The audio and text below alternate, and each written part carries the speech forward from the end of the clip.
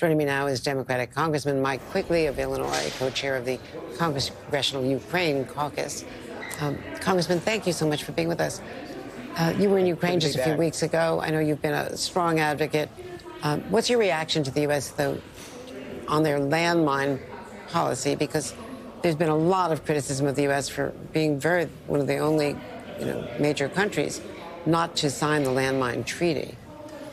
Sure. Look, I mean, these are decisions the Biden administration has made throughout this war. And as you've said, I've been to Ukraine 4 times since the 1,000-day war commenced. You've got to battle Putin, who's a horrific war criminal, at the very end. Ukraine faces a 4-to-1 manpower shortage. So we have to balance the interest here. It's a difficult choice, I recognize. But this is an autonomous country facing extinction from one of the largest armies in the world. So you have to make these tough choices. And there's a lot of speculation that this is to increase the bargaining clout of President Zelensky under President-elect Trump. When he becomes president, there will be, as he has said, he could settle it in 24 hours. So there's going to be pressure to negotiate, which could mean concessions to Vladimir Putin.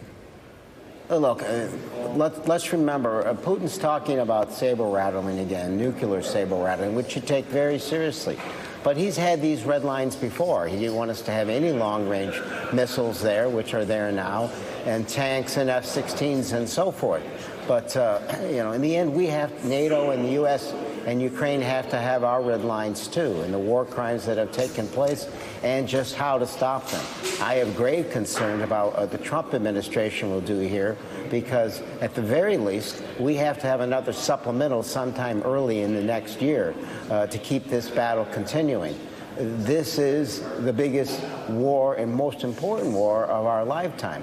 It is why we fought the Second World War and formed the liberal democratic world order after that. So again, these are brutally tough choices, but the sacrifice on the other side, our red lines, are important as well.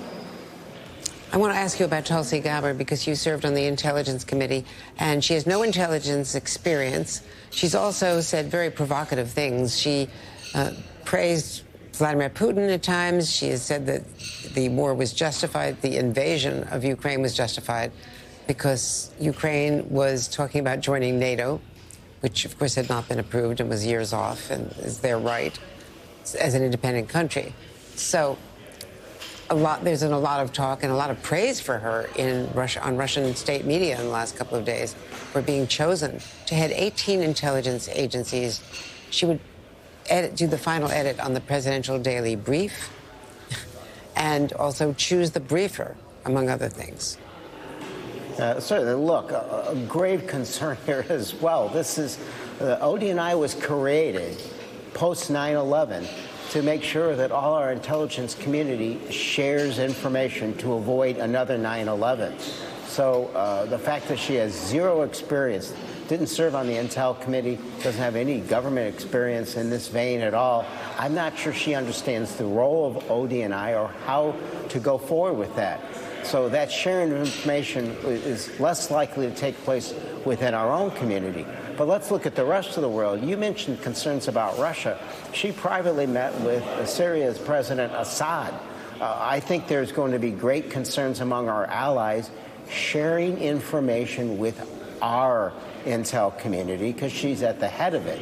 Why would they trust her not to share with people that she praises, like Putin, like Assad, who are friends with, our adversaries in North Korea and China, and Iran? So, yes, I think she poses a national security risk at the head of the intelligence community, the ODNI.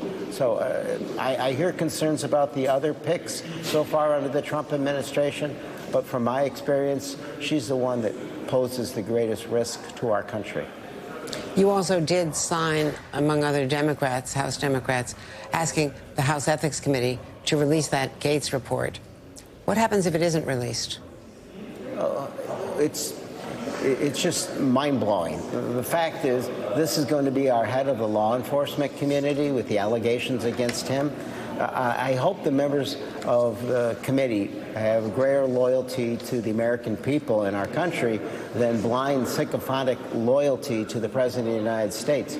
These are spots that run critical aspects of our government, that play a critical role in the lives of the American people. At the very least, the transparency is to know who these people are.